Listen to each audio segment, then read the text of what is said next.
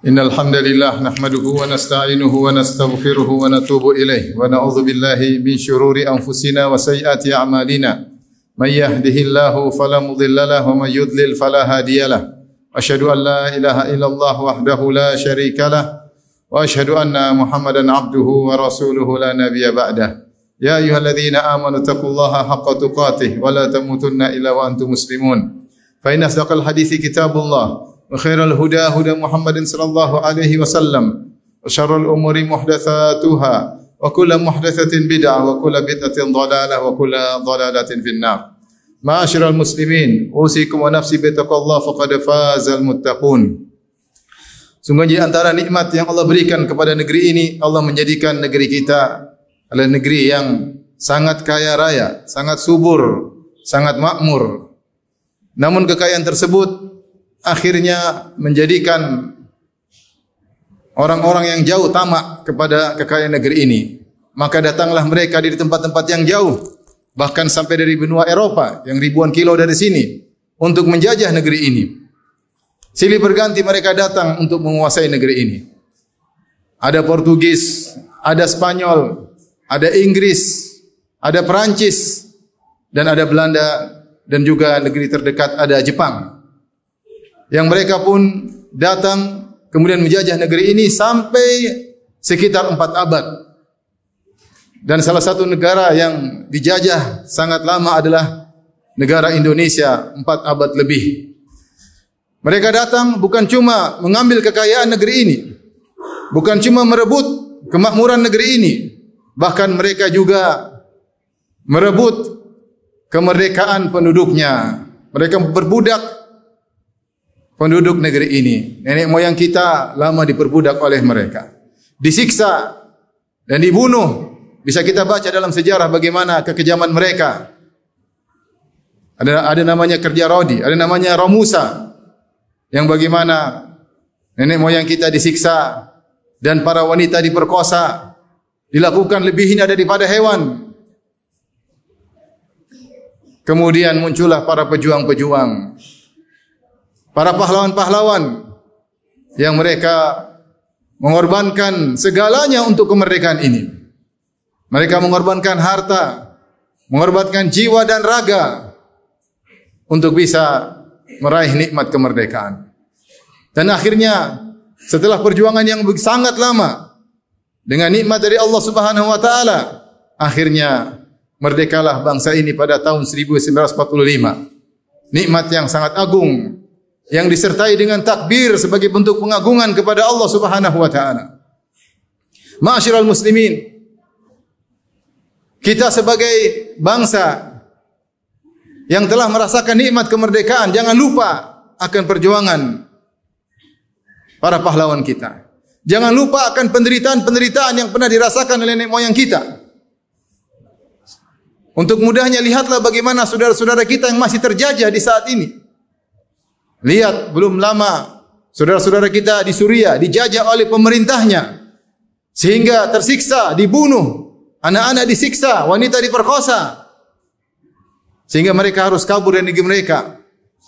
Dan sekarang saudara-saudara kita di Gaza, di Gaza masih dalam penderitaan, dijajah oleh orang-orang Yahudi yang bangsat dan brengsek. Ketahuilah dulu nenek moyang kita tidak jauh dari kondisi mereka. Dengan penuh siksaan menjalani kehidupan dengan siksaan yang sangat lama. Oleh karenanya, sebagai warga negara Indonesia yang baik, hendaknya kita tidak lupa dengan jasa para pahlawan. Perjuangan mereka harusnya ditulis kembali dengan tulisan yang indah, yang menggugah nasionalisme, yang menggugah cinta kepada kebangsaan, agar generasi ke depan paham akan bagaimana perjuangan nenek moyang kita. Bahwasanya kemerdekaan ini tidaklah diraih dengan mudah, tapi dengan pengorbanan harta dan darah, jiwa dan raga, agar seluruh rakyat cinta kepada tanah airnya, tidak berkhianat kepada bangsanya. Lihatlah zaman sekarang, nasionalisme mulai luntur, mulai hilang. Betapa banyak orang-orang dari negeri ini yang berkhianat kepada bangsanya. Di antara bentuk pengkhianatan yang terjadi saat ini lagi marak adalah bentuk korupsi, mencuri harta negara, menghancurkan bangsa dan negara, tidak mempedulikan rakyat demi untuk kesenangan pribadi dan keluarganya. Dan ini sudah disebutkan oleh Nabi SAW. Beliau bersabda, "Inna rijalan yatakhawaduna fi malillah bighairi haqq, falahumun naru yaumal qiyamah." Sungguh akan ada sekelompok orang yang mereka mengelola harta negara tanpa hak, itu untuk kepentingan pribadi, untuk kesenangan keluarga. Bagi mereka neraka jahanam pada hari kiamat kelak. Pantas mereka untuk mendapatkan neraka jahanam. Kenapa? Ketika mereka di dunia, mereka mengorbankan kebahagiaan rakyat yang banyak demi untuk kesenangan pribadi dan keluarganya. Inilah para pengkhianat yang tidak cinta lagi kepada negerinya. Sebagian mereka mengaku-ngaku paling nasionalis, paling cinta kepada negeri, paling tunduk kepada Pancasila dan undang-undang. Tapi itu hanyalah omongan belaka. Mereka mencampakkan nilai Pancasila dan mereka mencampakkan nilai undang-undang dan mereka rebut-rebutan, korupsi berjamaah untuk menghancurkan negeri ini. Inilah pengkhianatan dan bentuk tidak menghargai perjuangan nenek moyang kita, para pahlawan kita. Sebagian mereka berkhianat dengan loyalnya bukan ditujukan kepada bangsa ini, tapi loyalnya ditujukan kepada negara luar. Loyal cintanya untuk bukan bangsa ini tapi untuk bangsa luar.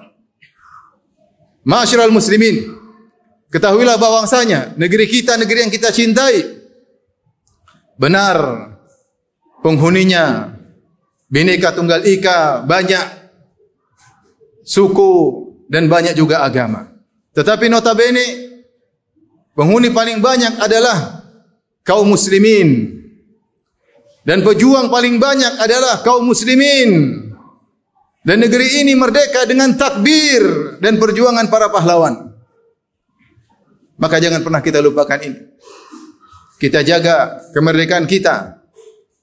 Dan kita waspada dari bentuk penjajahan modern, di mana kita tidak merdeka dalam mengatur bangsa ini, tapi diteror dan diatur oleh orang-orang yang ingin dan bercita-cita agar bangsa ini menjadi rusak dan sirna. Aqulu qawli hadza astaghfirullah li wa lakum wa lisa'il muslimin min kulli dhanbin wa khati'ah fastaghfiruhu innahu huwal ghafurur rahim.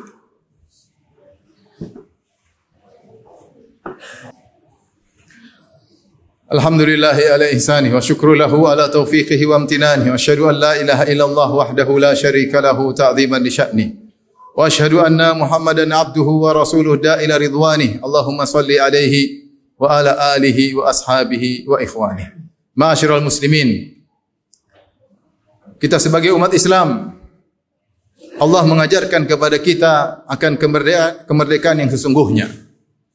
Kemerdekaan yang sesungguhnya adalah seorang muslim tunduk dan taat dan hanya beribadah hanya kepada Allah Subhanahu wa taala. Sehingga dia terlepas dari belenggu dunia yang ada. Siapa yang meninggalkan tauhid kepada Allah Subhanahu wa taala, maka hatinya akan diperbudak oleh dunia. Oleh karenanya, tidak ada manusia yang kosong dari sesembahan. Kalau dia tidak beribadah kepada Allah, maka dia akan beribadah kepada selain Allah Subhanahu wa taala. Bahkan Firaun yang berkata, "Ana rabbukumul a'la." Dia berkata kepada penduduk Mesir, "Aku adalah Tuhan kalian yang maha tinggi." Ternyata dia juga punya sesembahan-sembahan. Allah berfirman, "Wa qala al-mala'u min qaumi Fir'aun atadharu Musa wa qaumahu liyufsidu fil ardi wa yadharaka wa alihatak." Berkata pembesar-pembesar Fir'aun dari kaum Fir'aun. Mereka menasihati Fir'aun, mereka berkata, "Wahai Fir'aun, apakah kau tinggalkan Musa dan kaumnya untuk melakukan kerusakan di atas muka bumi dan meninggalkanmu dan sesembahan-sesembahanmu?" Dan benar bahwasanya Fir'aun punya sembahan-sembahan. Kalau kita pergi ke Mesir dan kita belajar sejarah Mesir, banyak sekali sembahan-sembahan kaum Kipti di zaman Fir'aun. Sehingga Fir'aun juga ternyata punya sembahan-sembahan. Dan kaidah menyatakan siapa yang tidak beribadah kepada Allah, maka dia akan beribadah kepada selain Allah. Hal ini telah ditegaskan oleh Ibn Taimiyah rahimahullah dalam risalah Al-Ubudiyah. Siapa yang tidak menyembah Allah, maka dia akan memperbudak dirinya kepada selain Allah. Apakah kepada harta? Dia jadi budak hartanya. Dia menyembah hartanya. Ataukah kepada jabatan? Dia menjadi budak jabatannya. Ataukah kekuasaan? Ataukah dia menjadi budak hawa nafsunya? Oleh karenanya Nabi SAW bersabda, Ta'isa abdul dinar, ta'isa abdul dirham, ta'isa abdul khamilah, ta'isa wantakasa. Celaka budak harta, celaka budak dinar, celaka budak dirham, celaka budak kain yang indah, celaka dan tersungkur orang-orang seperti ini. Benar, ada orang yang menjadi harta sebagai Tuhannya. Apapun dia kerjakan adalah untuk mengejar harta. Ada sebagian orang menjadikan jabatan sebagai Tuhannya. Tidaklah dia bergerak, tidaklah dia beraktivitas, tidaklah dia berkorban, tidaklah dia membunuh, tidaklah dia berdusta, tidaklah dia melakukan segala perbuatan kecuali untuk bisa meraih jabatan tersebut, maka dia adalah budak jabatan. Ada orang menjadi budak syahwatnya, maka dia ingin memenuhi segala perintah syahwatnya. Innan nafsa la'ammaratun bisu, dan jiwa menyuruh kepada keburukan dan dia hanya taat kepada syahwatnya. Jadilah dia tawanan syahwatnya tersebut.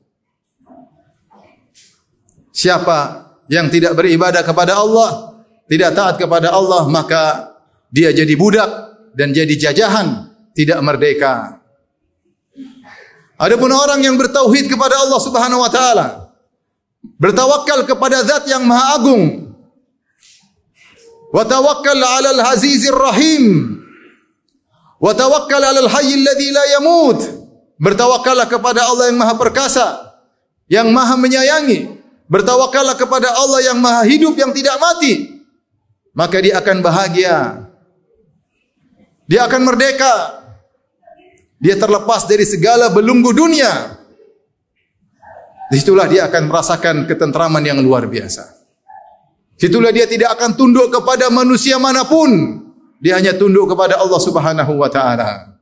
Dan orang seperti ini akan diberikan keamanan oleh Allah Subhanahu wa taala. Bukankah kita ingin kemerdekaan agar kita merasakan keamanan?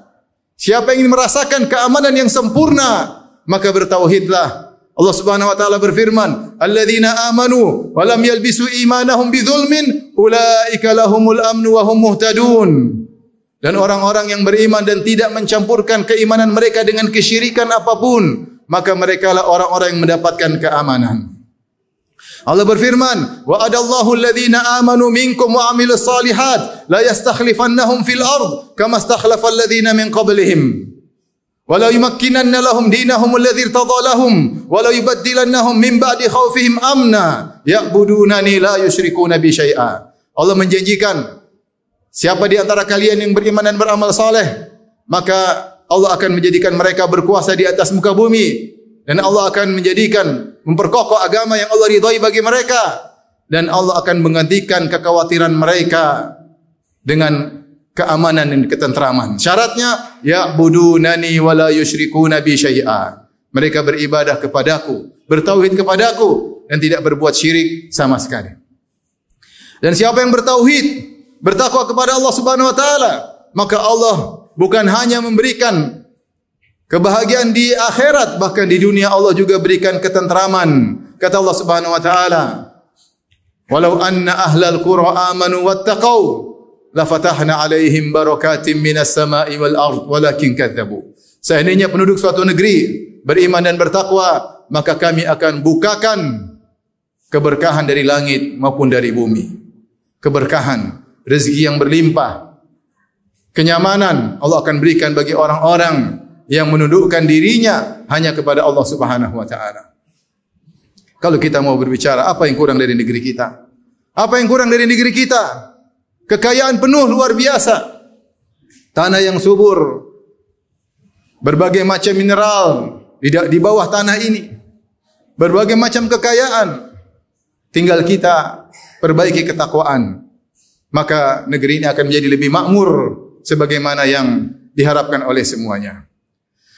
Semoga Allah Subhanahu wa taala menjadikan negeri kita negeri yang senantiasa merdeka, negeri yang makmur, negeri yang tumbuh dalam ketakwaan kepada Allah Subhanahu wa taala. Innallaha malaikatahu yusholluna 'alan nabi, ya ayyuhalladzina amanu shallu 'alaihi wa sallimu taslima.